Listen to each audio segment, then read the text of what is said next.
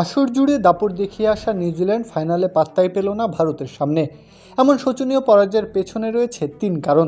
Tactical ব্রেকডাউনে সেটা নিয়েই কাটাছেড়া করা যাক।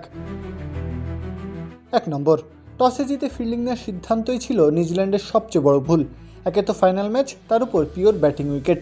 এখানে আগে ব্যাট করে প্রতিপক্ষকে চাপে ফেলাই ছিল সবচেয়ে সঠিক পদক্ষেপ। নিউজিল্যান্ড ঠিক এখানে পা হুড়কেছে।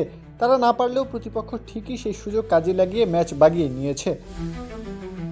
দ্বিতীয়ত, কোল ম্যাককনকিকে না খেলানোর সিদ্ধান্ত বোলিংয়ে ভরাডুবির মূল কারণ। ইন্ডিয়ার একাদশে বাঁহাতি ব্যাটারদের সংখ্যাটা 5 জন। ভারতের ব্যাটাররা 15 বার রাইট আর্ম অফ স্পিনারের শিকার হয়েছে। সেখানে নিউজিল্যান্ডের কাছে এই ম্যাচে ছিল না কোনো ডানহাতি off spinner. Part timer Glenn Phillips এদিন কাজে আসেননি। ফলাফল, ভারতের ব্যাটাররা কোনো চাপেই পড়েনি। 94% চিনিযুক্ত অরেঞ্জ ড্রিঙ্কস না, নিন জিরো ক্যাল অরেঞ্জ ড্রিঙ্ক পাউডার। তৃতীয়ত, আহমেদাবাদের এই উইকেটে লেন্থ এবং গতি পরিবর্তনে যেতে হতো। ভারতের বোলাররা সেটা করেছে। হার্ড লেন্থের ব্যবহার, ডেথি ইয়র্কার, স্লোয়ারের প্রয়োগ সবই দেখা গেছে।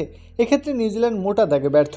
অভিষেক শর্মাকে টানা ফুলার লেন্থে বল করে গেছে। নিজের স্ট্রং জোনকে কাজে লাগিয়ে তিনি পাওয়ার প্লেতেই ম্যাচের ভাগ্য লিখেছেন।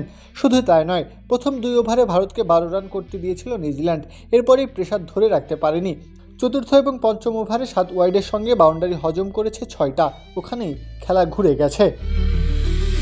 প্রত্যহ কাব্য, খেলা 71।